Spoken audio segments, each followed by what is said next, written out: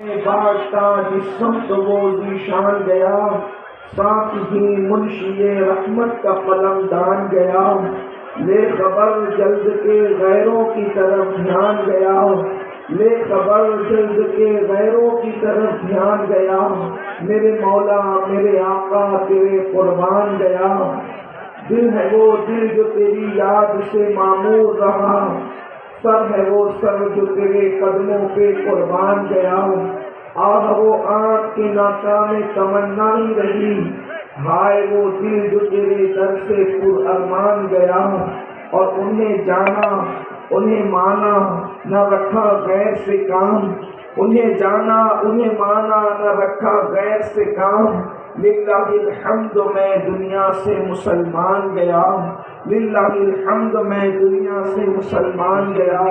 الحمدللہ آج اکولہ کی سرزمین پر حضرت سیدی سرکار شاہ ذوالفقار رحمت اللہ تعالیٰ علیہ کے قدموں میں عظیم الشان روح پرور یہ محفل اکولہ کے بیدار مغز علماء اہل سنت اور جمیع سنی تنظیموں کی طرف سے اور خوش عقیدہ عوام اہل سنت کی طرف سے بڑی خوبصورت محفل منعقد ہے۔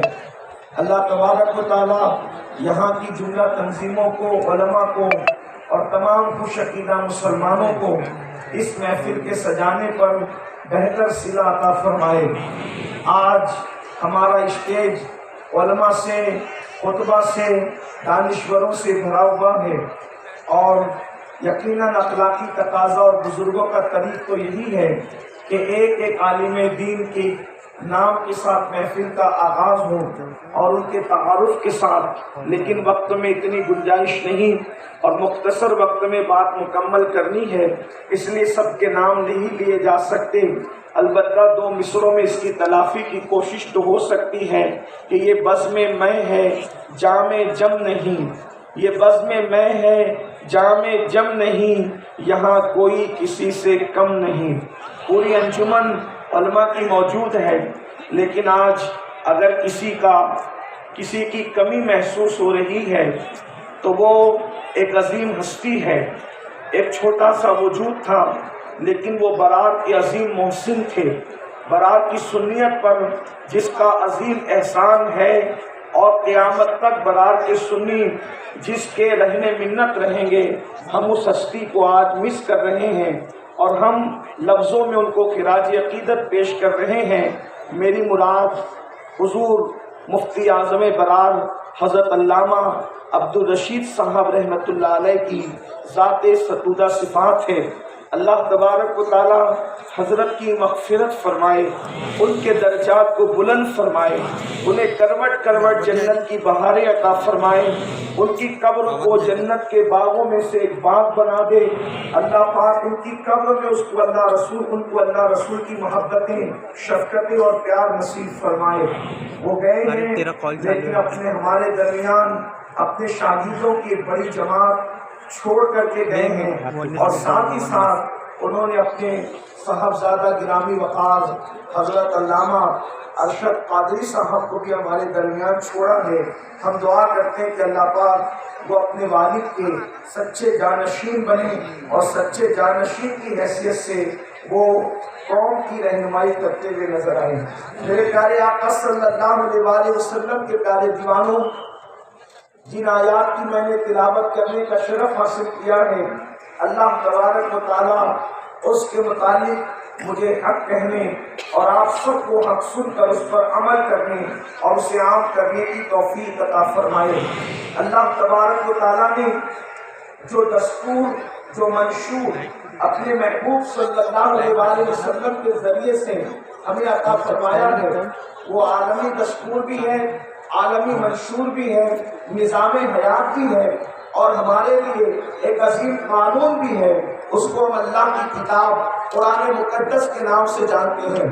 ہمارے ہاتھوں میں الحمدللہ پوری دنیا میں ایک ہی مذہب ایسا ہے جس کے پاس اللہ کی کتاب جیسے نازل ہوئی تھی من نوعاً ویسے ہی موجود ہے، اور وہ مذہب اسلام ہے، اور وہ قوم مسلم ہے۔ یہ شرف دنیا کے نہ کسی مذہب کو حاصل ہے، نہ دنیا کی کسی قوم کو حاصل ہے کہ ان کے پاس اللہ کی کتاب موجود ہو ویسی شکل میں جیسے کہ نازل ہوئی ہے۔ صرف یہ اللہ رب العزت نے کرم قوم مسلم پر فرمایا ہے۔ اور یاد رکھیے اللہ رب العزت نے یہ کتاب جس قوم کو عطا کی ہے اور قوم نے جب اس کتاب کو تھاما ہے تو عرب کے بوریہ نشینوں کو اس کتاب کے تھامنے کی برکت سے کیسر و کسریٰ کی جو ہے وہ جہاں نصیب ہو گئی، کیسر و کسریٰ کا تاج نصیب ہو گیا۔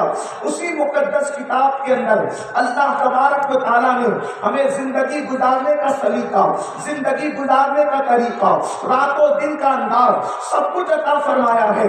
اسی مقدس کتاب میں اللہ پاک ارشاد فرماتا ہے ان عذاب ربک لواقع، کہ بے شک تیرے رب کا عذاب واقع ہو کر کے رہے گا۔ اور پھر فرمایا جاتا ہے ما لہ من دافع، اور جب اللہ رب العزت کا عذاب واقع ہوگا، جب قدرت کسی کو عذاب دینے کا فیصلہ کر لے گی تو پھر کوئی اللہ کے عذاب کو ٹال نہیں سکتا، اللہ کے عذاب کو ہم سے دور نہیں کر سکتا۔ جب اللہ کسی قوم پر عذاب نازل کرنے کا فیصلہ کر لے تو پھر دنیا کی کوئی طاقت اللہ کے عذاب سے کسی کو بچا نہیں سکتی، اللہ کے عذاب کو پھیرا نہیں جا سکتا۔ میرے آقا صلی اللہ علیہ وآلہ وسلم کے دیوانوں، اسلام میں سزا اور جزا کا تصور ہے۔ یہ تصور اس کو نوجوان بالخصوص توجہ سے سنیں۔ بات یہ ہے اگر خواتین بھی سن رہی ہے میں ان کی بھی توجہ چاہتا ہوں۔ اسلام کے اندر سزا اور جزا کا تصور یہ ہے اچھا کرو گے تو اچھا پاؤ گے، اور اگر اچھا نہیں کیا، گناہ کرو گے، جرائم کرو گے، اللہ کی نافرمانی کرو گے، اللہ کے قانون کو پیٹ کے پیچھے ڈالو گے تو اللہ سزا دے گا۔ اس کو اللہ کا عذاب کہتے ہیں۔ اللہ اکبر۔ اس آیہ کریمہ کا حال یہ ہے کہ جب اس آیہ کریمہ کو کسی قاری قرآن نے سیدنا عمر بن خطاب کے سامنے پڑھا تھا تو فاروق اعظم ان عذاب ربک لواقع اس آیہ کریمہ کو سن کر کے بے ہوش ہو کر زمین پہ گر جاتے ہیں۔ آپ پر وہ اثر ہوتا ہے اس آیہ کریمہ کا کہ بے ہوش ہو کے زمین پہ گرتے ہیں، اور کئی دن تک فاروق اعظم اس آیہ کریمہ کو سننے کے بعد بیمار رہتے ہیں۔ میرے پیارے آقا علیہ الصلوۃ والتسلیم کے پیارے دیوانوں، آپ مجھے بتائیں ہماری زندگی کی صبح، ہماری زندگی کی شام کس کام میں گزر رہی ہے؟ ہم صرف گناہ کر رہے ہیں، اللہ کی نافرمانی کر رہے ہیں، گناہ اور صرف گناہ ہے۔ آج جب میں آپ کو بتاؤں اس سے پہلے کہ اللہ کے عذاب کا ذکر کیا جائے، اس آیہ کریمہ کی مزید تفسیر بیان کی جائے اور آیت مبارکہ کی تفسیر کے اندر مزید عذاب الہی کا جائزہ لیا جائے، آج یہ میں آپ سے پوچھنا چاہتا ہوں اللہ اکبر، ہم کتنے کمزور ہیں۔ گناہ کر کے اللہ کے عذاب کو دعوت دینے والی قوم، گناہ کر کے خدا کے غضب کو دعوت دینے والی قوم، گناہ کر کے اللہ کے غضب کو چیلنج کرنے والی قوم، مجھے بتاؤ تو صحیح، آپ پہلوان بھی ہو، آپ طاقتور بھی ہو، آپ کتنے ہی مضبوط ہو، کیا ہم اللہ کے عذاب کو برداشت کر سکتے ہیں؟ تھوڑی دیر ٹھنڈے دل سے اپنے ایمان والے دل پہ ہاتھ رکھ کر سوچئے، کیا ہم اللہ کے عذاب کو برداشت کر سکتے ہیں؟ کیا ہم اللہ کے عذاب کو برداشت کر سکتے ہیں؟ نمازوں کو ترک کرنے والے ذرا غور کریں، کیا ہم اللہ کے عذاب کو برداشت کر سکتے ہیں؟ مسجدوں کو ویران کرنے والوں سوچو، کیا ہم اللہ کے عذاب کو برداشت کر سکتے ہیں؟ شراب پینے والوں سوچو، کیا ہم اللہ کے عذاب کو برداشت کر سکتے ہیں؟ زنا کرنے والوں سوچو، کیا ہم اللہ کے عذاب کو برداشت کر سکتے ہیں؟ حرام لقمے اپنے حلق میں ڈال کر اپنے پیٹ کو جہنم کی آگ سے بھرنے والوں سوچو، کیا ہم اللہ کے عذاب کو برداشت کر سکتے ہیں؟ عورتوں پر پاپ کی نظر ڈالنے والے سوچیں، کیا ہم اللہ کے عذاب کو برداشت کر سکتے ہیں؟ نرم نرم گدوں پہ لیٹ کر رات بھر گندی فلمیں دیکھ کر خدا کے غضب کو چیلنج کرنے والوں سوچو، کیا ہم اللہ اللہ کے عذاب کو برداشت کر سکتے ہیں؟ کیا کر سکتے ہیں؟ اگر کر سکتے ہیں تو آئیے میں آپ کے سامنے کچھ تمہید پیش کروں۔ اللہ اکبر، وہ اللہ کے عذاب کو کیا برداشت کرے گا؟ اگر اس کو مچھر ڈنک مارے، مچھر کا ڈنک جو برداشت نہیں کر سکتا، کتنے لوگ ہیں جو مچھر کا مقابلہ کر سکتے ہیں؟ کتنے لوگ ہیں جنہوں میں مچھر کے مقابلے کی طاقت ہے؟ اللہ کی مخلوق میں کمزور ترین مخلوق کو مچھر کہتے ہیں، جس کے پر کو کھینچ لو وہ بے پتہ ہو جائے، جس کو مسل دو تو چٹکیوں میں مر جائے۔ مجھے بتاؤ، رات رات بھر گناہوں کے شبستانوں کو سجانے والوں، پوری پوری رات گناہوں کے اڈوں کو آباد کرنے والوں، اتنی حقیر سی اللہ کی مخلوق، یہ حقیر مخلوق صرف سمجھانے کے لیے کہہ رہا ہوں، ورنہ میرے اللہ کی کوئی مخلوق کو میں حقیر نہیں مانتا۔ اللہ تو اچھا ہے، تیری مخلوق اچھی ہے، ہم نے کیا تجھے تیری مخلوق کو حقیر کہنا؟ ہم تو اللہ اکبر چونکہ صوفیہ کا مشرب رکھتے ہیں، اس لیے تھوڑا سا خیال ان کی اپنی غیرتوں کا بھی ہمارے ساتھ ہوتا ہے۔ اللہ اکبر، لیکن صرف سمجھنے سمجھانے کے لیے وہ حقیر سی مخلوق جس کو آپ اپنی چٹکیوں میں مسل دیں، گناہ کرنے سے پہلے سوچو کیا ہم مچھر کا مقابلہ کر سکتے ہیں؟ مچھر ڈنک مارے تو ہم برداشت کر سکتے ہیں؟ اللہ نہ کرے یہ اتنا بڑا جو ہزاروں کا مجمع ہے، اس مجمع پر اگر مچھر کی بٹالین حملہ کر دے تو شاید ہی یہاں کوئی بیٹھے، شاید کی مکھیاں چلی آ جائے، علماء کو چھوڑ کر بھاگ جاؤ، ہے نا؟ یہی ہے۔ ارے سب کو چھوڑو، ایک بچھو ہی اگر اس مجمع کے اندر اللہ نہ کرے آ کر کے گر پڑے، مجمع کے اندر جو ہے بے چینی اور اضطراب پیدا ہو جائے۔ اب آپ سے پوچھتا ہوں، کتنی بے باکی کے ساتھ پاپ اور گناہ کر رہی ہے میری قوم؟ جو قوم اللہ کی حقیر مخلوق کا مقابلہ نہیں کر سکتی، جو مچھر کے ڈنک کو برداشت نہیں کر سکتے، جو مکھی کے ڈنکوں کو برداشت نہیں کر سکتے، جو شہد کی مکھی کے ڈنکوں کو برداشت نہیں کر سکتے، جو کھیت کے بچھوؤں کے ڈنکوں کو برداشت نہیں کر سکتے، وہ لوگ جہنم کا وہ دہتا ہوا عذاب، جہنم کا وہ دردناک عذاب، اس عذاب کو کیسے سہیں گے؟ اس عذاب کو کیسے برداشت کریں گے؟ آج کے وقت میں جتنی گنجائش ہے، تھوڑی دیر میں چند گناہ اور ان کی سزا آخرت میں کیا ہے اس کا ذکر کروں، چونکہ میں نے عذاب الہی کی آیت پڑھی ہے۔ اللہ سے دعا کرتا ہوں اللہ ہم سب کو اس کے عذاب سے محفوظ فرمائے، لیکن جتنی وقت میں گنجائش ہے دل کے کانوں سے سن لیں، اللہ کرے کسی کے دل میں اتر جائے، اپنا نقصان نہ کرو۔ ہم میں سے کوئی نہیں ہے میرے بھائی جو اللہ کے عذاب کو برداشت کر سکے۔ ذرا غور کرنا، ہم نے دل سے سوچنا، مکھی کہاں، مچھر کہاں، کھیت کا بچھو کہاں، اور کہاں اللہ کا وہ عذاب جو جہنم کے اندر تیار کر کے رکھا گیا ہے، وہ جہنم کی آگ، وہ جہنم کا عذاب۔ اللہ اکبر۔ اب آئیے الگ ترتیب میں گناہ ان کے عذاب کا ذکر کروں۔ ایک مرتبہ میرے اور آپ کے نبی، غیب کا نبی، سید العالمین، قائد المرسلین صلی اللہ علیہ وآلہ وسلم نے فرمایا، اے میرے صحابہ، جہنم کے اندر ایک وادی ہے، جہنم کے اندر ایک وادی ہے، اور سن لو، جنت و جہنم کا مذاق اڑانے والوں، جنت بھی حق ہے اور جہنم بھی حق ہے، جنت بھی پیدا ہو چکی ہے اور جہنم بھی پیدا ہو چکی ہے۔ اس کا انکار کرنے والا مسلمان نہیں ہو سکتا، اس کا منکر قرآن کی آیتوں کا منکر ہے، اس کا منکر مصطفیٰ جان رحمت کے فرامین کا منکر ہے۔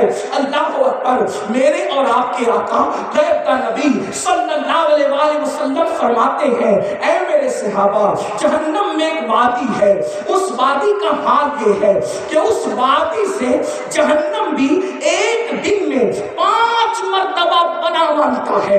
جہنم کے اندر ایک وادی ہے جس سے جہنم بھی پناہ مانگتا ہے. اور ایک مرتبہ نہیں، اللہ کے رسول سچے نبی غیب نبی صلی اللہ علیہ وسلم فرماتے ہیں ایک دن میں 5 مرتبہ جس سے جہنم بھی پناہ مانگتا ہے. اللہ اکبر. پھر میرے آقا سچے نبی نے فرمایا اس کی گرمی کا عالم یہ ہے، اس کی حرارت کا عالم یہ ہے کہ اگر اس جہنم کی وادی کے اندر پہاڑوں کو ڈال دیا جائے تو پہاڑ بھی پگھل جائے، پہاڑوں کو ڈالا جائے تو پہاڑ بھی پگھل جائے.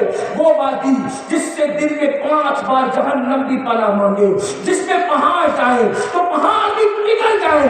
صحابہ کرام نے عرض کیا یا رسول اللہ ہمارے ماں باپ آپ پہ قربان، میرے آقا یہ بتائیں وہ وادی جہنم کی جس سے جہنم بھی ایک دن میں 5 بار پناہ مانگے اور اس میں پہاڑ بھی پگھل جائے، اس میں کس کو داخل کیا جائے گا؟ وہ کس کے لیے تیار ہے؟ تو میرے اور آپ کے سچے نبی نے فرمایا وہ 2 لوگوں کا ٹھکانہ ہے جس میں پہاڑ پگھلیں گے، جس سے جہنم بھی پناہ مانگتا ہے دن میں 2 مرتبہ. اس میں 2 لوگوں کو جس سے جہنم بھی دن میں 5 مرتبہ پناہ مانگتا ہے، اس میں 2 لوگ داخل کیے جائیں گے. کون کون؟ آپ ارشاد فرماتے ہیں جس نے اپنی زندگی میں حرام لقمہ کھایا ہوگا اس کو اس میں داخل کیا جائے گا. حرام کھانے والے کو اس جہنم کی وادی میں داخل کیا جائے گا جس سے میں پہاڑ بھی پگھل جائے. اور جہنم کے واقعی وادی سے دن میں 5 مرتبہ جہنم بھی پناہ مانگے، اس میں حرام لقمہ کھانے والے کو داخل کیا جائے گا. اور نمبر 2 میرے آقا فرماتے ہیں اس میں بے نمازی کو داخل کیا جائے گا. آپ مجھے بتائیں اے میری قوم کے جوانوں، جس میں پہاڑ بھی پگھل جائیں ہمارے جسم کا کیا حال ہوگا، ہماری ہڈیوں کا کیا حال ہوگا، ہماری چمڑیوں کا کیا حال ہوگا. یہ دنیا کی آگ سے 70 درجہ زیادہ خطرناک وہ جہنم کی آگ ہے جس میں روشنی نہیں ہے، جس میں اجالا نہیں ہے، جس میں تاریکی ہی تاریکی ہے، جس میں اندھیرا ہی اندھیرا ہے. کتنی سادگی سے میری قوم کہتی ہے مولانا نماز کے لیے ٹائم نہیں ملتا. مسجدوں کو ویران کرنے والوں اپنے جسم کو جہنم کے اس حصے کے لیے تیار کر لو جس میں پہاڑ بھی پگھلنے والے ہیں، جس میں پہاڑ بھی پگھل جائیں گے. کیا پتھروں سے زیادہ جسم مضبوط لے آئے؟ کیا پتھروں سے زیادہ مضبوط جسم لے آئے؟ نہیں، کتنے کمزور ہے. اور سنو یہ بات بھی آپ کو بتا دوں نمازی اور بے نمازی کسے کہتے ہیں. پہلے میں آپ کو بتا دوں کچھ لوگ یہ سمجھتے ہیں مولانا میں تو نماز پڑھتا ہوں میں نمازی ہوں. نہیں، نمازی اور بے نمازی کی ڈیفینیشن سن لیں. اللہ اکبر. ایک بندہ وہ ہے جو ہمیشہ نماز پڑھتا ہے، پابندی کے ساتھ نماز پڑھتا ہے، لیکن کبھی شادی کا موقع آئے تو نماز چھوڑ دیتا ہے، کسی جنازے میں شریک ہو مصروفیت کی وجہ سے نماز چھوڑ دیتا ہے. یعنی ہمیشہ پڑھتا ہے اور کبھی کبھی جان بوجھ کے نماز چھوڑ دیتا ہے. تو جو ہمیشہ پڑھے اور کبھی کبھی چھوڑ دے اس کا شمار بھی نمازیوں میں نہیں بلکہ بے نمازیوں میں ہوتا ہے. جو جان بوجھ کے نماز چھوڑے اس کا شمار بے نمازی میں اگرچہ ایک ہی وقت کی چھوڑے. آپ مجھے بتاؤ صحابہ کرام نے جنگ کے موقع پر بھی نماز نہیں چھوڑی، جنگ کی حالت میں بھی انہوں نے نمازیں پڑھی. اور ہم شادیوں میں نماز چھوڑ دیں، ہم اسکولوں میں نماز چھوڑ دیں، ہم کالجوں میں نماز چھوڑ دیں، ہم مارکیٹ میں نماز چھوڑ دیں. سن لو اللہ کے رسول سچے نبی غیب کا نبی صلی اللہ علیہ وسلم نے ارشاد فرمایا. اللہ کے رسول علیہ الصلوۃ والتسلیم اپنے صحابہ سے کہتے ہیں اے میرے صحابہ دعا کرو کہ اللہ کسی کو بدبخت اور محروم نہ کرے. آقا نے صحابہ کو دعا سکھائی. اے میرے صحابہ دعا کرو کہ اللہ کسی کو بدبخت اور محروم نہ کرے. والدین سے میری گزارش ہے کہ محفل کو چھوڑ دیں. اب آپ بھی بیٹھے، بہت اچھا انتظام آپ نے کیا ہے، بہت اچھے آپ لوگ ہیں. آپ کوئی کسی کو کچھ نہ کہے، محفل چھوڑے اللہ رسول کے بھروسے. اب کسی کی والنٹیئرنگ کی ضرورت نہیں ہے. اب جو جہاں ہے وہ وہیں سے سنے. ایک بار سب مل کر بلند آواز سے درود شریف پڑھیں. اللهم صل على سيدنا ومولانا محمد معدن الجود والكرم وآله الكرام وابنه الكريم وأمته الكريمة يا أكرم الأكرمين وبارك وسلم صلاة وسلاما عليك يا جد الحسن والحسين صلاة وسلاما عليك يا جد الغوث الثقلين. عرض کر رہا تھا توجہ فرمائیں. اللہ کے رسول اپنے اصحاب کو دعا سکھا رہے ہیں. اے میرے صحابہ دعا کرو اللہ کسی کو بدبخت اور محروم نہ کرے. پھر میرے آقا علیہ السلام نے فرمایا مجھ سے تم نہیں پوچھو گے کہ بدبخت کون اور محروم کون. دیکھو انسان سوچتا ہے کہ میں بدبخت نہ بنوں، اور آپ سے بھی کہتا ہوں بدبخت نہ بننا، اس لیے کہ بدبختوں کو کبھی فائدہ نہیں ہے. ہمیشہ نیک بختی کی دعا کرنا، اس لیے کہ نیک وقت لوگوں کے دروازے پر بڑے بڑے اہل دانش کو غلامی کرتے لوگوں نے دیکھا. نہیں سمجھتے؟ بربل باصلاحیت تھا. اکبر اس اعتبار سے بخت والا تھا کہ اس کی قسمت میں بادشاہت لکھی تھی.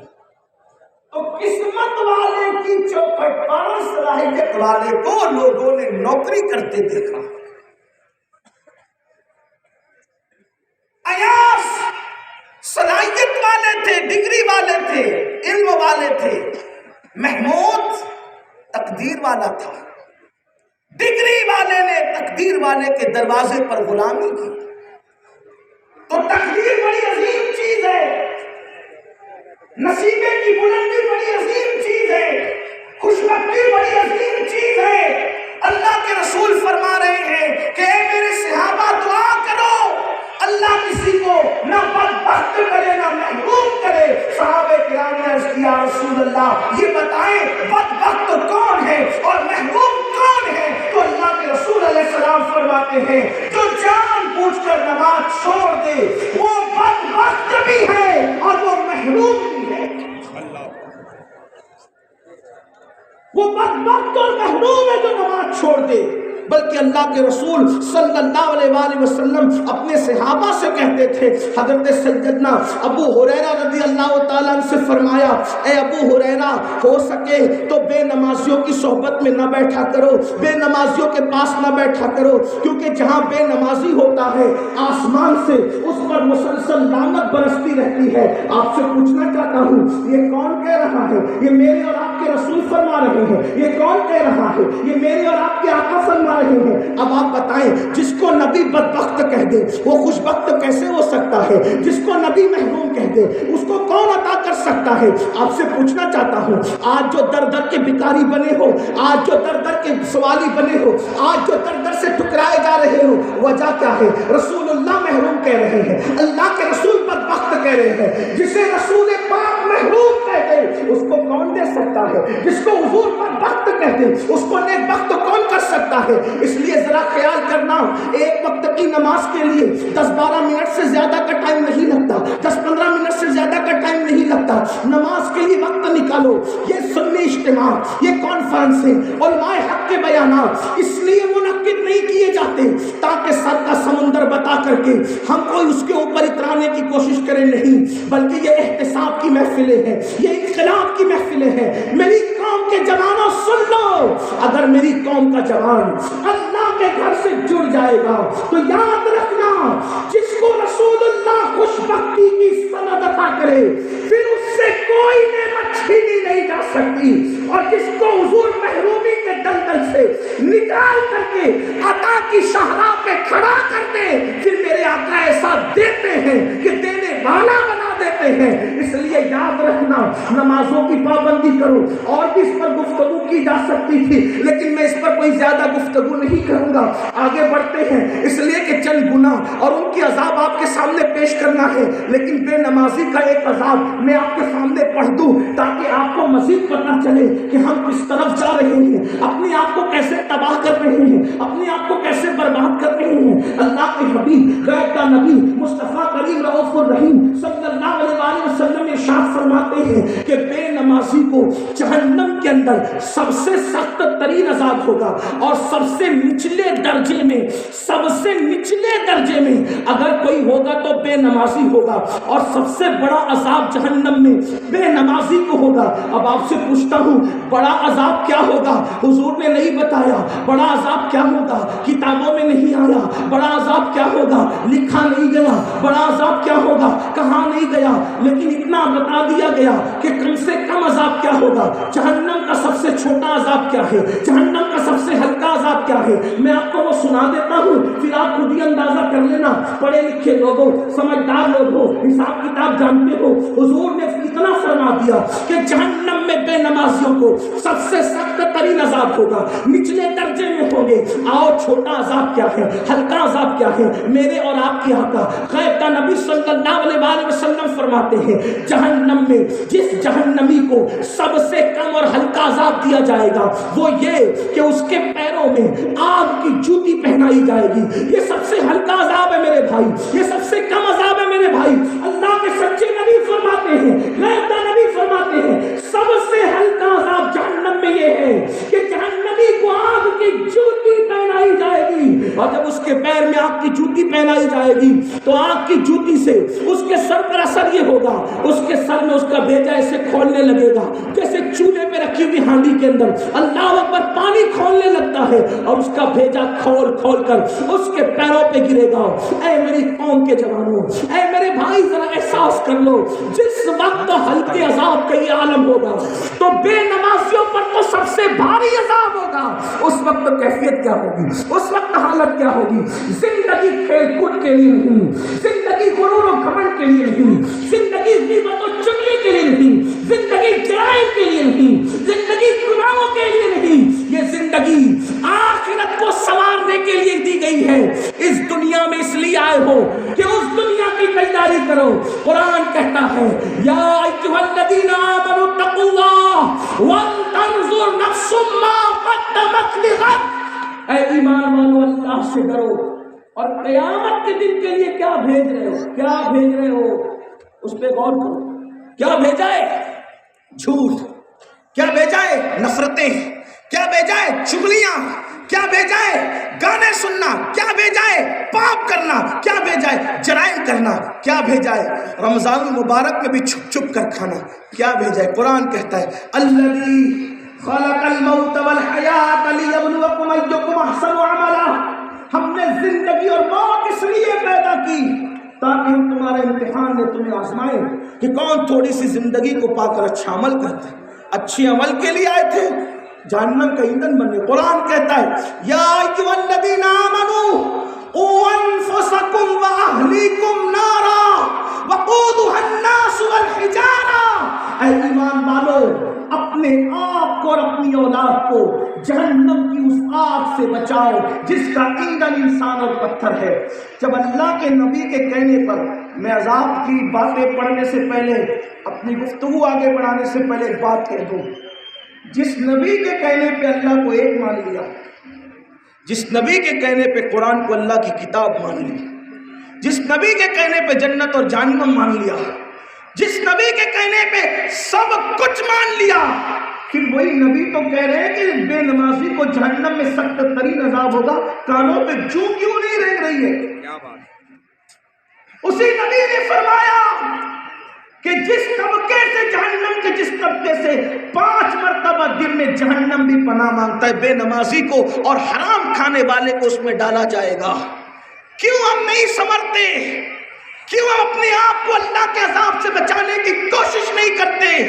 اگر یہ کسی مولوی صاحب کا قول ہوتا تو ممکن ہے آپ اس میں تعویلات کرتے، کسی سیاسی لیڈر کا قول ہوتا تو آپ اس کا مذاق اڑاتے، لیکن یہ تو اس ہستی کی زبان سے نکلا ہے جو اپنی طبیعت سے اپنی مرضی سے کبھی گفتگو کرتے ہی نہیں، زبان ان کی ہے، کلام خداوند قدوس کا ہے۔ تو آج کے اس روح پرور کانفرنس میں میری گزارش ہے اکولا والوں، گرد نواز آنے والوں، جس وقت روح کا رشتہ جسم سے ٹوٹ جائے گا میرے بھائی، یہ بے وفا دنیا ہے، بے وفا یہ دنیا تو اتنی بے وفا ہے، باپ کے مرنے مرنے کے بعد اولاد مغفرت کی دعا بھی نہیں کرتی، بلکہ حصے بکرے کے لیے پلان بننے شروع ہو جاتے ہیں۔ اللہ اکبر، اس دنیا سے کیا دل لگا لیا ہے؟ میرے امام کہتے ہیں شہادت کھائے، زہر پلائے، قاتل دائم شوہر کش، اس مردار پہ کیا للچایا، دنیا دیکھی بھالی ہے، اس مردار پہ کیا للچایا، دنیا دیکھی بھالی ہے۔ وہ اللہ کا رسول جو اللہ ہم سے بے پناہ پیار کرے، ہم سے بے پناہ محبت کرے۔ آپ غور تو کریں رسول اللہ اپنی امت سے کتنا پیار کرتے ہیں۔ میں آپ کو علماء کو سبق سنانے کی نیت سے، ان کی دعا لینے کی نیت سے ان کی توجہ چاہتا ہوں۔ آپ مجھے کسی مذہب میں یہ تعلیم بتا دیں کہ کسی مذہب کے قائد نے یہ کہا ہو کہ بستر پر جانے سے پہلے بستر کو جھاڑ لیا کرو، بستر کو صاف کر لیا کرو۔ عیسائیت کی دنیا اٹھا لیں، یہودیت کی دنیا اٹھا لیں، وہ جن کو نبی مانتے ہیں ہم بھی مانتے ہیں، اور ان انبیاء کو بہت بڑا مانتے ہیں، بلکہ جتنا ہم مانتے ہیں اتنا عیسائی اور یہودی بھی نہیں مانتے۔ لیکن اتنا ضرور کہوں گا، کسی بھی قوم کے قائد کی تعلیم اٹھا کے دیکھے، نماز کی بات ہے، روزے کی بات ہے، تسبیح و تحلیل کی بات ہے، لیکن کسی کی تعلیم میں یہ دیکھا آپ نے کہ نبی کہہ رہے ہو، قائد کہہ رہا ہو، لیڈر کہہ رہا ہو کہ بستر پہ جانے سے پہلے بستر صاف کر لیا کرو، بستر جھاڑ لیا کرو؟ بتاؤ کسی مذہب میں یہ تعلیم کسی قائد نے دی ہو؟ میں پوچھنا چاہتا ہوں یہ بستر کا صاف کرنا تعلیمات نبوی سے کیا تعلق رکھتا ہے؟ مجھے کوئی بتائے تعلیمات نبوی سے بظاہر اس کا تعلق کیا ہے؟ اس کا تعلق تو ممتا سے ہے، اس کا تعلق تو پیار سے ہے، اس کا تعلق تو محبت سے ہے۔ حالانکہ ہر نبی امت سے پیار کرتے، لیکن یہ بات آپ کو کہیں ملے گی نہیں۔ اگر کہیں ملے گی تو صرف آمنہ کے لال کی بارگاہ میں ملے گی۔ میں پوچھنا چاہتا ہوں یا رسول اللہ، یا رسول اللہ، آخر بستر صاف کرنا تعلیمات نبوی سے اس کا تعلق سمجھ میں نہیں آتا ظاہر بینوں کو، تو حضور کا کرم جواب دے گا، نادان، میں تیرا نبی تیری ماں سے زیادہ تجھ سے پیار کرتا ہوں، بستر اس لیے صاف کروا رہا ہوں تاکہ نیند میں بستر کا کنکر تیری نیند کو خراب نہ کر سکے اور تجھے تکلیف نہ پہنچا سکے۔ جو نبی ہم سے اتنا پیار کرے کہ ہمارے بستر کا کنکر ان کو چننا گوارا نہ ہو،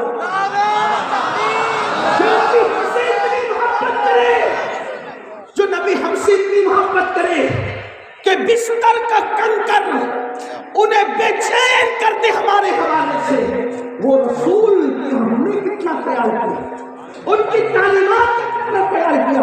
بلکہ میں تو لوگوں کو یہ کہتا ہوں کہ وہ تو کنکر بھی بستر کا چبنے نہیں دیتے ہمیں، اور تعلیم دے رہے بستر صاف کر کے سو، اور ہم لوگ رسول اللہ کے دل پہ نشتر لگا رہے ہیں، حضور کے دل کو اذیت پہنچا رہے ہیں، حضور کے دل کو تکلیف پہنچا رہے ہیں۔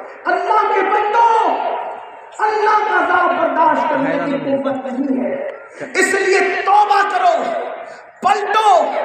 ایک وقت کی نماز میں 10-12 منٹ سے زیادہ کا ٹائم نہیں لگتا، اس لیے نمازی بنو، عہد کرو، سردی ہو، گرمی ہو، برسات ہو، کچھ ہو، نماز نہیں چھوٹے گی، اور نماز چھوڑ دیا تو یاد رکھنا پھر دین کا دامن بھی شاید ہاتھ میں نہیں رہ جائے گا۔ اس لیے میرے بھائی، اللہ رب العزت سے ڈرو، اللہ کا عذاب برداشت کرنے کی طاقت نہیں۔ دوسرا گناہ جو سماج میں بہت تیزی سے پروان چڑھ رہا ہے، اور جس کی وجہ سے ہر ماں بے چین ہے، ہر باپ بے چین ہے، ہر شریف انسان بے چین ہے، وہ ہے نشے کی لعنت، جو بڑی تیزی کے ساتھ نوجوانوں کو اپنے لپیٹ میں لے رہی ہے۔ بلکہ کچھ تو ظالم ایسے ہیں جو منصوبہ بند طریقے سے نشے کو پروموٹ کر رہے ہیں۔ اسکولوں میں نشہ بیچا جا رہا ہے، کالجوں میں نشہ بیچا جا رہا ہے، یونیورسٹیوں میں نشہ بیچا جا رہا ہے، مسلم محلوں میں نشہ بیچا جا رہا ہے۔ یاد رکھنا مسلمانوں، ہمارے نبی نے تو فرمایا کل مسلم حرام، ہر نشہ والا چیز حرام ہے۔ پھر مسلمان نشہ کیوں کر رہا ہے؟ اور نشہ کرنے والوں سن لو، نشہ قسطوں میں موت کی طرف لے جاتا ہے، نشہ انسٹالمنٹ پر تباہ کرتا ہے، نشے سے پھیپڑے کھائے جاتے، نشہ پھیپڑوں کو کھا لیتا ہے، نشہ کینسر منصب پیدا کرتا ہے، نشہ انسان کو نامرد بناتا ہے، مردانہ طاقت اس کی سلب ہو جاتی ہے۔ نشہ کرنے والا چلتا تو ہے مگر مردے کی حالت اس کی ہو جاتی ہے، وہ چلتی پھرتی لاش بن جاتا ہے نشہ کرنے والا۔ اس لیے آؤ نشہ کرنے والے سے اللہ اللہ اس کا انجام کیا ہوگا، نشہ خوروں کا انجام کیا ہوگا۔ آج شراب سے نشہ ہو رہا ہے، گولیوں سے نشہ ہو رہا ہے، ہیروئن سے نشہ ہو رہا ہے، ڈرگ سے نشہ ہو رہا ہے، اللہ اکبر مختلف دواؤں سے نشہ ہو رہا ہے۔ آئیے اللہ کے حبیب قائد کا نبی صلی اللہ علیہ وآلہ وسلم فرماتے ہیں نشہ کرنے والا، اب دل کے کانوں سے سننا، نشہ کرنے والا جب قیامت کے دن آئے گا اس حالت میں آئے گا اللہ اکبر کہ اس کا منہ یا تو سور کی طرح ہوگا یا تو کتے کی طرح ہوگا۔ وہ میدان محشر میں اس حالت میں اٹھے گا یا تو سور کی طرح یا تو کتے کی طرح، اور اس کے گردن میں، اس کی گردن میں وہ لٹک رہا ہوگا جن سے وہ نشہ کرتا تھا۔ برتن سے اگر شراب پیتا تھا تو برتن، جام سے پیتا تھا تو جام، یا آج کی تناظر میں بات کی جائے تشریح اور خلاصے کے طور پہ انجیکشن اگر نشے کا لگاتا تھا، یعنی جس آلے سے وہ نشہ کرتا تھا وہ آلہ اس کی گردن میں لٹک رہا ہوگا۔ اے میری قوم کے جوانوں، تم میری قوم کا مستقبل ہو، دنیا تم سے نفرت کرتی ہے میرے بھائی، جو تمہیں ایم ڈی چٹا کر کے نشے کا عادی بنا رہی ہے، جو تمہیں گولیاں کھلا کر نشے کا عادی بنا رہی ہے، ان دوستوں کو پہچانو جو دوست تجھے گناہ کے اڈے کی طرف لے جائے۔ اے میری قوم کے شیر دل جوان، وہ تیرا دوست نہیں، وہ تیرا دشمن ہے، وہ تیرا بدترین دشمن ہے۔ یاد رکھنا لوگوں کو مسلمانوں کے جوانوں سے نفرت اس لیے ہے اللہ اکبر کہ ان کو ہمیں پہلے سے خطرہ ہے۔ وہ جانتے ہیں مسلم جوان جس دن پڑھ لیں گے اس دن کوئی ان سے آگے نہ بڑھ سکے گا۔ مسلم جوان جس دن تجارت کی منڈی میں قدم رکھیں گے ان سے کوئی تجارت میں آگے نہیں بڑھ سکے گا۔ مسلم جوان جس دن سیاست کی فیلڈ میں صحیح طور پہ قدم رکھیں گے اس دن ان سے کوئی سیاست میں آگے نہیں بڑھ سکے گا۔ اس لیے تمہیں کھیل کود میں، نشے میں، شراب میں، عورتوں کی محبت میں، لڑکیوں کے ساتھ زنا میں دنیا مصروف رکھنا چاہتی ہے تاکہ دنیا ترقی کے راستے طے کرتی چلی جائے اور تمہیں شعور بھی نہ ہو، تم سوچ بھی نہ سکو، تم تین پتی سے نکل نہ سکو، تم موبائل گیم سے نکل نہ سکو، تم جنگلی رمی سے نکل نہ سکو، اور بڑھ کر ایک بات کہوں، تم آپس کے جھگڑوں سے نکل نہ سکو، تم آپس کے اختلافات سے نکل نہ سکو۔ یہ سازش اسلام دشمن طاقتوں کی، پہلے لڑایا برادری کے نام پہ، پھر لڑایا اللہ اکبر فرقوں کے نام پہ، فرقے میں تبدیل کر دیا اس امت کو۔ یہ امت فرقوں میں بٹنے نہیں آئی تھی، یہ امت تو ایک وحدت تھی، یہ امت تو ایک ملت تھی، یہ ملت بیضا تھی۔ سن لو، آپ فرقوں میں بٹنے نہیں آئے، اور میں اتنے علماء کی موجودگی میں کہنا چاہتا ہوں فرقہ مت بنو، اس لیے کہ جو فرقے میں بٹتا ہے نبی کی غداری کی وجہ سے، اس لیے کسی کا دیکھ کر یہ مت کہنا نبی ہماری طرح بشر، کسی کا سن کر یہ نہ کہنا نبی کو غیب نہیں، کسی کو سن کر یہ نہ کہنا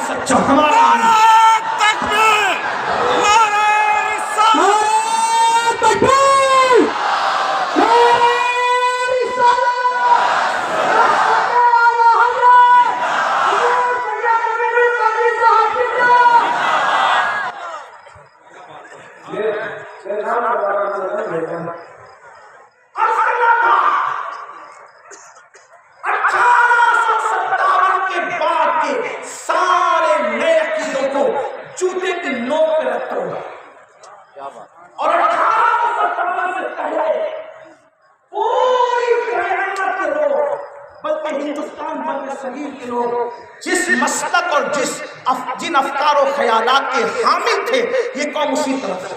سبحان اللہ. ہمارے لیے یہی ہے اور نہ لڑو بلکہ میں تو یہ بھی کہتا ہوں سلسلے کے نام پہ نہ لڑو برادری کے نام پہ نہ لڑو اس لیے کہ ہمارا مرکز بلکہ تمام مراکز کا مرکز مصطفیٰ جان رحمت کی ذات ہے. ہمارے امام اہل سنت نے پوری زندگی امت محمدیہ کو نہ کسی اور کی طرف بلایا نہ کسی مدرسے کی طرف بلایا نہ کسی خطے کی طرف بلایا نہ کسی قبیلے کی طرف بلایا. امام اہل سنت کا ایک ہی مشن تھا انہیں جانا انہیں مانا نہ رکھا ایک سے کام للہ الحمد میں دنیا سے مسلمان گیا.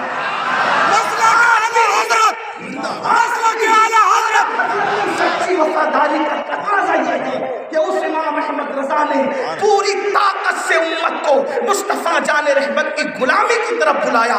ہم بھی اپنے فروعی مسائل کو بالائے طاق رکھ کر برادریوں کے جھگڑوں کو بالائے طاق رکھ کر عہدوں کے جھگڑوں کو بالائے طاق رکھ کر سچے دل سے اس قوم میں محنت کریں کہ یہ بھولی بھالی حضور کی امت حضور کی ایسی عاشق بن جائے کہ ان کی کیفیت نہیں ہو جائے میں سو جاؤں یا مصطفیٰ کہتے کہتے کھلے آنکھ صلی اللہ کہتے کہتے.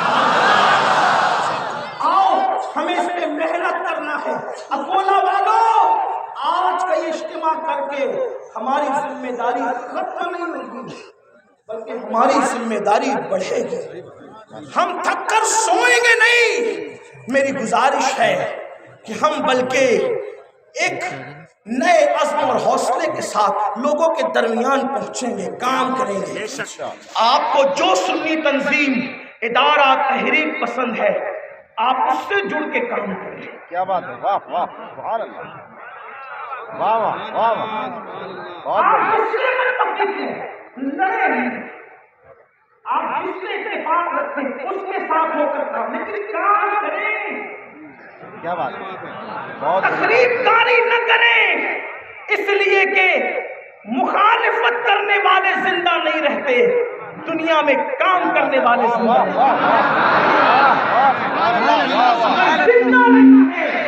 تو کام سیکھو. آج امام احمد رضا صرف اس لیے زندہ ہے امام احمد رضا کے دور میں علماء کی کمی تھی ایسا نہیں ہے علماء نہیں تھے ایسا نہیں ہے مفکرین نہیں تھے ایسا نہیں ہے مدبرین نہیں تھے ایسا نہیں سب تھے لیکن کام کرنے والا جب کام کرتا ہے تو پھر اللہ اس کا نام بھی کر دیتا. حافظ ملت رحمت اللہ علیہ فرمایا کرتے تھے حضور حافظ ملت کہ کام کرو نام خود بخود ہو جائے گا. اور کام کرنے والوں سے میری گزارش ہے کہ ہم نے اپنے بڑوں سے سنا اکثر حضور مفکر اسلام علامہ قمر الزمان اعظمی صاحب نے ہم لوگوں کو یہ بات کہی کہ حضور حافظ ملت ہم سے کہا کرتے تھے کہ ہر مخالفت کا جواب کام ہے. مخالفت کا جواب مخالفت سے دو گے تو الجھ جاؤ گے.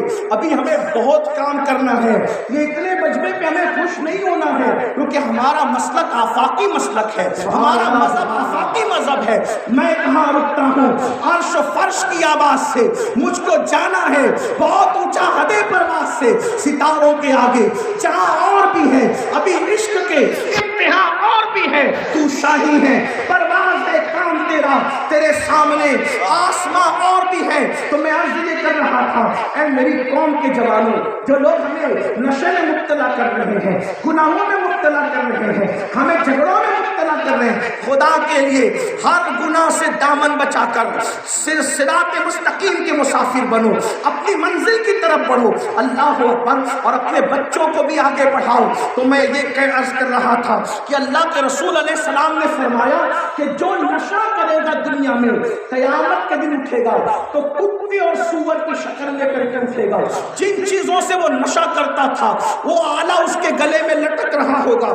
اللہ کے حبیب صلی اللہ علیہ وسلم ارشاد فرماتے ہیں کہ اللہ اکبر اور جن لہو لعب کے لہو لعب مطلب کھیل کود کے جو آلات ہیں جیسے موسیقی ہے، گانے ہیں، میوزک ہے، یہ آلات اس کے ہاتھ میں ہوں، یعنی قیامت کے دن کسی کو کسی چیز کے ثبوت کی ضرورت نہیں ہوگی. جو دنیا میں جس حالت میں مرے گا اسی حالت میں اس کو. اس لیے میں اپنے جوانوں سے کہتا ہوں، لوگوں کے سامنے گناہ سے بچ کر تنہائیوں کے اندر پاپ کرنے والوں، اللہ رب العزت فرماتا ہے کہ جو اکیلے میں گناہ کرتا ہے وہ میرے ساتھ اعلان جنگ کرتا ہے. اللہ اکبر. اکیلے میں گناہ کرنے والا اللہ کے ساتھ گویا اعلان جنگ کرتا ہے. میں کہتا ہوں اتنے کمزور ہو کہ اپنے محلے کے کتے سے جیتنے کی حیثیت نہیں ہے.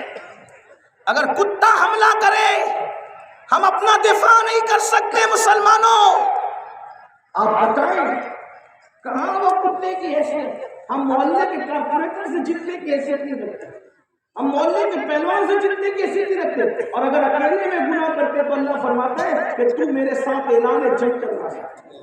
اور اللہ کے ساتھ جو جنگ کا اعلان کرے اس کا انجام کیا ہوگا، اس کی حیثیت کیا ہوگی؟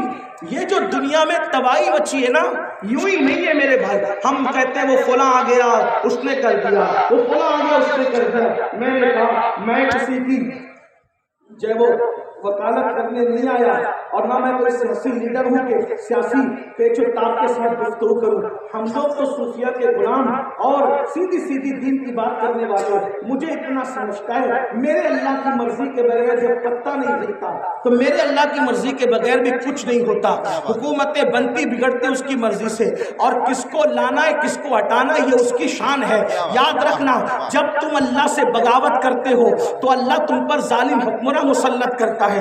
بلکہ مشکات شریف کی حدیث ہے یہ، اللہ فرماتا ہے جب تم میری نافرمانی کرنے لگتے ہو تو میں تم پر ظالم حکمراں مسلط کرتا ہوں اور ان کو تمہارا دشمن بنا دیتا ہوں. پھر تم بے چین بے قرار ہوتے ہو، لیکن اس سے کچھ نہیں ہوتا. اگر تم حالات بدلنا چاہتے ہو تو پھر نعرے، تحریکیں، تنظیمیں، میمورنڈم وغیرہ وغیرہ حالات نہیں بدل سکتے، کانفرنسیں حالات نہیں بدل سکتی.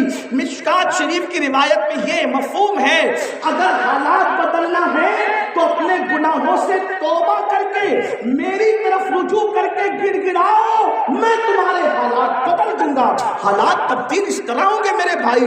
یہ ہوگا ہماری بیٹی بے پردہ گھومتی رہے گی، حالات بدلیں گے. ہمارا بیٹا چڈی پہن کر کے گھومتا رہے گا، حالات بدلیں گے. ہمارے گھر میں سیریل بہو بیٹیاں ایک ساتھ بیٹھ کر سسر کے ساتھ دیکھے گی. زنا کے مناظر فلموں میں ہم اپنے بیٹوں کے ساتھ بیٹھ کر دیکھیں گے. بیٹی کے ساتھ بھاگنے بھگانے کے مناظر سیریلوں میں دیکھیں گے تو گھر کا ماحول اسلامی کیسے بنے گا، گھر میں دینی ماحول کیسے پروان چڑھے گا. اس لیے اللہ کے بندو اللہ سے ڈرو، توبہ کرو.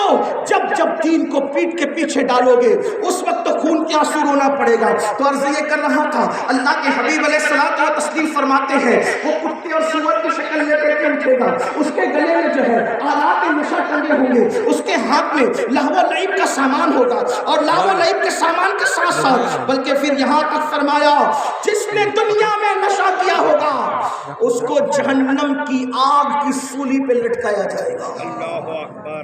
جہنم کی آگ کی یہ ہے ان عذاب ربک لواقع. اپنی مسجد کے امام کی گردن دباتے ہو کہ ہمارے خلاف نہ بولنا، لیکن اللہ کے رسول تو سب فرما چکے ہیں اس کو باقی ہونے سے کوئی روک نہیں سکتا. نشہ کرنے والوں سن لو، اللہ کے رسول نے فرمایا ان کو آگ کی سولی پر لٹکایا جائے گا اور ایک منادی ندا کرے گا، اعلان کرنے والا اعلان کرے گا یہ دیکھو نشہ کرنے والا ہے اور اس پر لعنت کرو لوگوں، اس پہ لعنت، اس پہ لعنت ہوگی. یہ جتنا بڑا آپ کا اجتماع ہے نا اتنے لوگ نہیں ہوں گے، 1,00,000-2,00,000 لوگ نہیں ہوں گے، 5-10 لاکھ نہیں ہوں گے، 2 کروڑ 4 کروڑ لوگ نہیں ہوں گے. پہلے انسان سے لے کر آخری انسان تک سب میدان محشر میں ہوں گے. کیا رسوائی ہوگی پاپیوں کے لیے، کیا رسوائی ہوگی مجرموں کے لیے. فرشتہ کہے گا آگ کی سولی پہ لٹکا کے اس پہ لعنت کرو، یہ نشیڑی ہے، نشہ کرتا تھا دنیا میں. اور پھر اللہ کے رسول علیہ السلام فرماتے ہیں اس کے منہ سے پاخانہ نکل رہا ہوگا، بدبو کھانی جو رہی ہوگی۔ آج بڑا شوق ہے نا نشہ کرنے کا، بہت شوق ہے نشہ کرنے کا۔ نشے کو فیشن کا نام دیا، برتھ ڈے پر نشہ ہو رہا ہے، 31 پر نشہ ہو رہا ہے، خوشی میں نشہ ہو رہا ہے، غم میں نشہ ہو رہا ہے۔ اگر مسلمان ہے تو صرف میں نقل کر رہا ہوں، یہ بیان تمہارے اور میرے سچے نبی کا ہے۔ ان کے منہ سے جو بات نکلتی ہے وہی پوری ہو کے رہتی ہے۔ اور پھر آگ کی سولی، اس میں منہ سے پاخانہ کاری جو نا، منہ سے پاخانے کی گندگی کی الٹی ہونا۔ اور اسی پہ بس نہیں، اللہ کے سچے نبی نے فرمایا نشہ کرنے والے کو اللہ 1000 سال تک اس سولی پہ لٹکائے گا، اور جب اس کو سولی پر، جہنم کی آگ کی سولی پہ لٹکایا جائے گا، وہ چلائے گا، آہو پکا کرے گا، آہو فکا کرے گا، لیکن اس کی سنی نہیں جائے گی۔ پھر وہ کہے گا پیاس لگی ہے مجھے، پیاس۔ آگ کی سولی پہ لٹکے گا تو پیاس ہی لگے گی نا، کہے گا پیاس لگی ہے مجھے، پانی پلاؤ، پانی پلاؤ۔ تو اللہ کے رسول علیہ السلام فرماتے ہیں جب وہ پیاس پیاس کہے گا تو اللہ اس کو جہنم کے جہنمیوں کا پسینہ اور پیپ۔ نشہ کرنے والوں، دل کے کانوں سے کسی کے دل کی فریاد سن لو، خدا کے لیے، اللہ کا راستہ، اپنے حال پہ رحم کرو، دنیا اور آخرت کو تباہ نہ کرو۔ اللہ کے رسول علیہ السلام فرماتے ہیں اس کو جہنمیوں کا پسینہ اور پیپ پلایا جائے گا۔ اور حدیث میں آیا، اس لیے بول رہا ہوں ورنہ میری بولنے کی ہمت نہیں، میری طبیعت میں بہت شرم اور حیا ہے، لیکن چونکہ میرے آقا نے فرما دیا، جانے حیا نے کہہ دیا، تو اب اس کو چھپانا حیا نہیں بلکہ اس کو کہنا ہی حیا ہے۔ سن لو، جہنمیوں کا پیپ، جہنمیوں کا پسینہ، اس پانی پانی چلانے والے کو اللہ پلائے گا۔ اسی پہ بس نہیں، جہنم کے اندر زنا کرنے والے زانی مرد اور زانی عورتوں کی شرمگاہوں سے جو پیپ بہ رہا ہوگا، وہ بھی کھولتا کھولتا ان کو پینے کے لیے۔ شراب کے کڑوے گھونٹ اچھے لگ رہے ہیں، فیشن کے نام پہ نشہ اچھا لگ رہا ہے، انجام تو دیکھو۔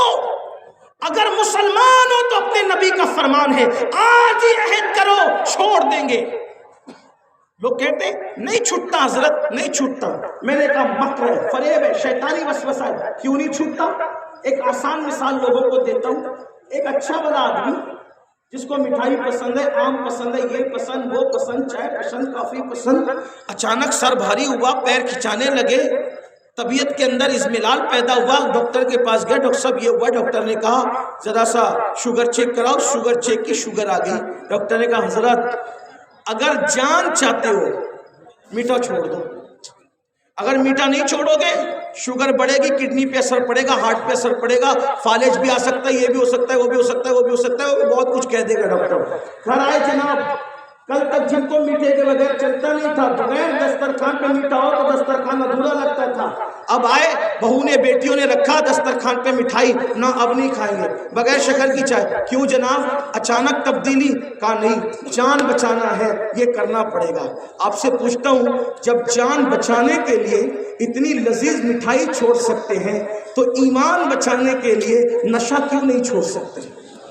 اور شوگر ہونے کے بعد اگر میٹھی چیز استعمال کرو گے تو صرف جان جائے گی، نشے سے تو جان بھی جا رہی ہے، ایمان بھی جا رہا ہے، دنیا بھی جا رہی ہے، آخرت بھی جا رہی ہے۔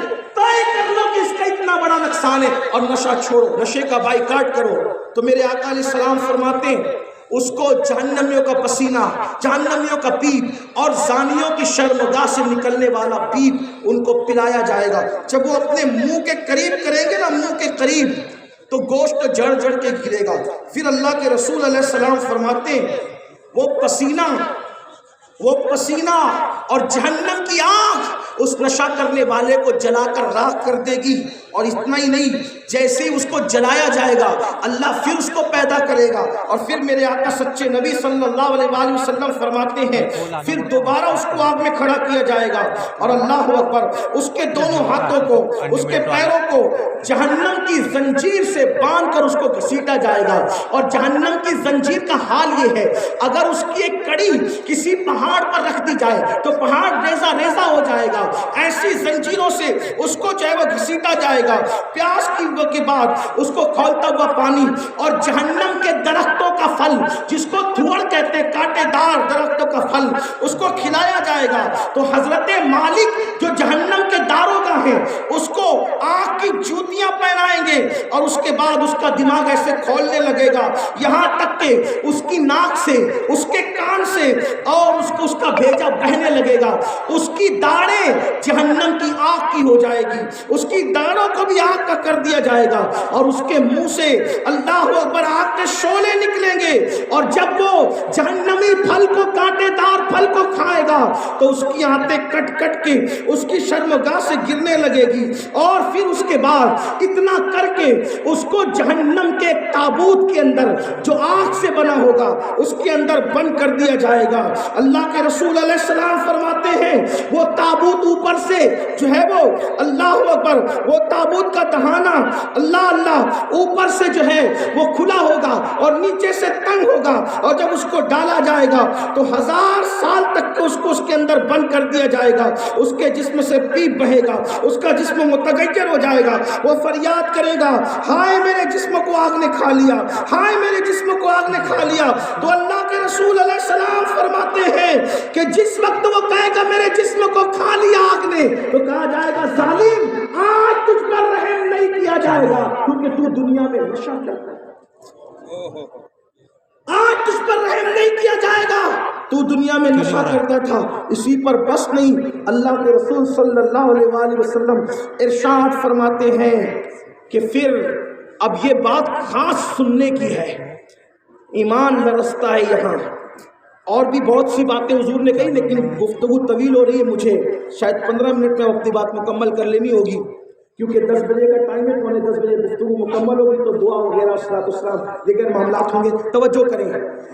بہت باتیں بیان کی، کسی موقع سے پھر پڑھیں گے، میں اسی لیے لکھ کر کے لایا تھا کہ تفصیل سے کچھ کہتا آپ کے سامنے اپنے دل کا درد، لیکن ٹائم میں اتنی وسعت نہیں ہے، تو عرض یہ کر رہا تھا کہ بہت کچھ بیان کیا، پھر فرماتے ہیں میرے آقا صلی اللہ علیہ وسلم کہ اس پر اتنا عذاب ہوگا تو آقا فرماتے ہیں میں کہوں گا اللہ اگرچہ یہ میری شفاعت کے قابل تو نہیں ہے، حضور فرما رہے ہیں اللہ کی بارگاہ میں حضور کہیں گے مولا یہ میری شفاعت کے قابل نہیں ہے مگر تیری بارگاہ میں عرض ہے کہ اس کو معاف کر دے، یہ ہے۔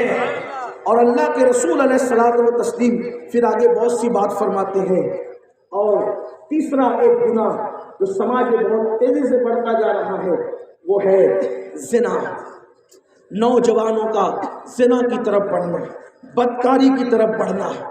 آپ سے بس تھوڑی دیر میں، اس لیے کہ نشتر جو لگاتا ہے وہ دشمن نہیں ہوتا، گندی فلمیں فحاشی بدکاری کو پرموٹ کر رہی ہے، اب وہی فلمیں سپر ہٹ ہوتی ہے جو فلمیں بہت زیادہ ننگا پن دکھاتی ہے، عریانیت دکھاتی ہے، اور بچے یہ چونکہ ہم لوگ پبلک لیول کے لوگ ہیں، ہم لوگ پبلک میں رہنے والے لوگ ہیں، روزانہ اللہ کا شکر ہے اس کے محبوب کی نالین کا تصدق ہے، بلا مبالغہ کہہ رہا ہوں روزانہ ہزاروں لوگوں سے میرا ملنا ہوتا ہے، ہر نیا چہرہ، نیا انداز، نیا طرز، نئی فکر، نئے افکار، نئے نظریات، روزانہ سابقہ پڑتا ہے۔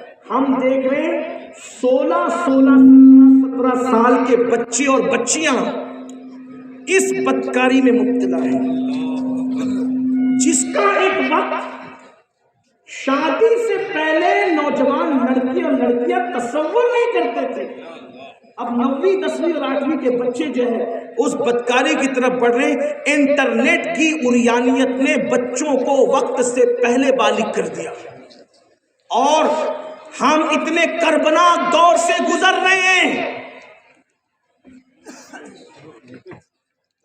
ہم اتنے کربناک دور سے گزر رہے ہیں، ہم اتنے دردناک حالات سے گزر رہے ہیں کہ کچھ کہوں تو کہا نہیں جاتا، چپ رہوں تو رہا نہیں جاتا۔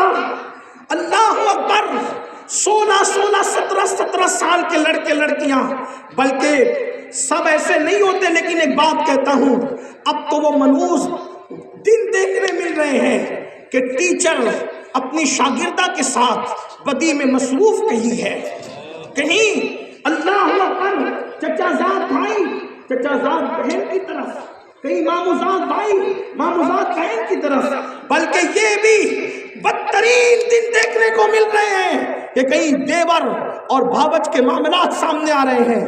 بے پردگی، عریانیت، اللہ کا خوف نہ ہونا، خدا کی خشیت نہ ہونا، یہ گھر گھر کی کہانی ہے۔ میں یہ نہیں کہہ رہا ہوں کہ سب ایسے ہیں، لیکن چونکہ ہمارے کان تک بات ہے، بلکہ اب تو وہ بدترین وقت بھی آ گیا ہے، اب تو وہ بدترین حالات بھی آ گئے ہیں کہ ہماری بعض بیٹیاں کسی اور کا ہاتھ پکڑ کر کے جو ہے وہ جانے کی کوشش کر رہی ہے، اور عذر کیا ہے؟ میرے معیار کا نہیں، میرے معیار کا رشتہ نہیں ملتا، میرے معیار کا رشتہ نہیں ملتا۔ میں نے کہا آگ لگا تیرے معیار کو، تجھے کیا پتا معیار کیا ہے؟ علماء کی توجہ چاہتا ہوں، تیرا معیار doctor, teacher, engineer, IAS IPS کیا ہے معیار؟ میں تو پورے ہندوستان میں لوگوں کو کہتا ہوں ڈاکٹر بناؤ، ٹیچر بناؤ، انجینئر بناؤ، IAS بناؤ، IPS بناؤ، ہم کہتے ہیں لوگوں کو بناؤ، آپ کو بنانا ہوگا، لیکن اتنا ضرور کہوں گا کسی ڈگری کی وہ اہمیت نہیں ہے جو ایمان کی ڈگری کی اہمیت ہے، اس لیے کہ ساری ڈگریاں قبر کے پار رہ جائے گی، ایمان کی ڈگری تو قبر میں بھی کام آئے گی۔ ہر بیٹی کی فکر یہ ہونا چاہیے کہ اگر میری قسمت میں چلے کوئی ان پڑھی لکھا ہے، ان پڑھ قبول کر لوں گی، لیکن غیر مومن قبول نہیں کروں گی۔ مصطفیٰ جان رحمت کے صلی اللہ علیہ وسلم کے نظام کی آبرو کو بچانے کے لیے ہر طرح گھوٹ پھر لوں گی، لیکن ایمان کا سودا نہیں کروں گی۔ اگر بیٹیاں یہاں ہوتی تو میں ان کو بتاتا، اگر حضور کی خاطر، حالانکہ عنوان میرا نہیں ہے، لیکن بات آپ سے بھی کہتا ہوں، آپ بھی معیار کے چکر میں آپ بھی کسی اور کا ہاتھ پکڑ رہے ہیں۔ ہمارا کیا معیار ہے؟ قرآن کہہ رہا ہے، قرآن سورہ نور اٹھا کے دیکھو، سورہ نساء اٹھا کے دیکھو، آپ کو مضمون ملے گا کہ آزاد مشرک سے بہتر، آزاد مشرک سے بہتر غلام مومن ہے۔ سبحان اللہ۔ آج ہم لوگوں کی وہ زندگی نہیں ہے جو اس دور میں غلاموں کی تھی، لیکن قرآن کہہ رہا ہے اگر آزاد مشرک ایک طرف ہو اور غلام مومن ہو تو اسلامی بیٹی کو چاہیے کہ وہ مشرک کی آزادی کو نہ دیکھے، ایک مومن کی غلامی کے ساتھ نبھا کر۔ نعرہ تکبیر، نعرہ رسالت،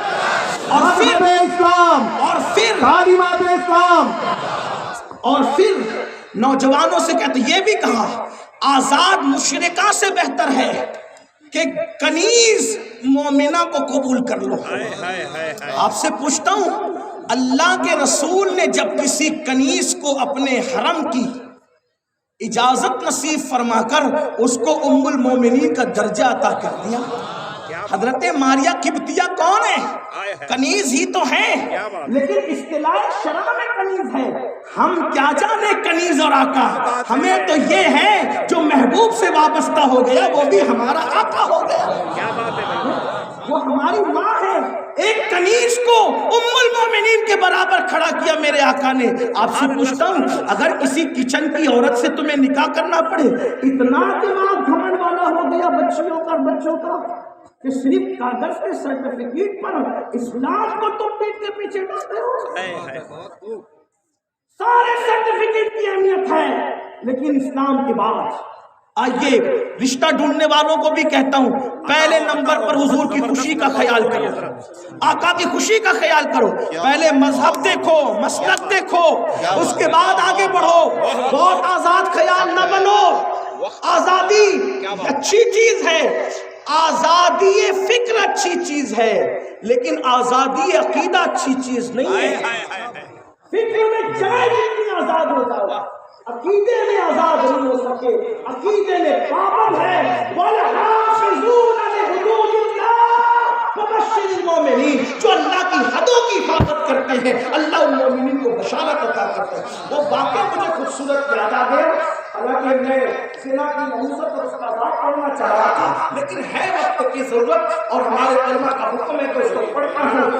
ایک نوجوان تھے, صحابہ میں ایک نوجوان تھے اور ان کے ہونٹ موٹے موٹے تھے, ان کے دانت بڑے بڑے تھے, رنگ ان کا ایسا تھا کہ حجر اسود کی چمک یاد آ جائے. اس سے زیادہ احتیاط کے جملے میرے پاس نہیں ہے. اگر کسی دوسرے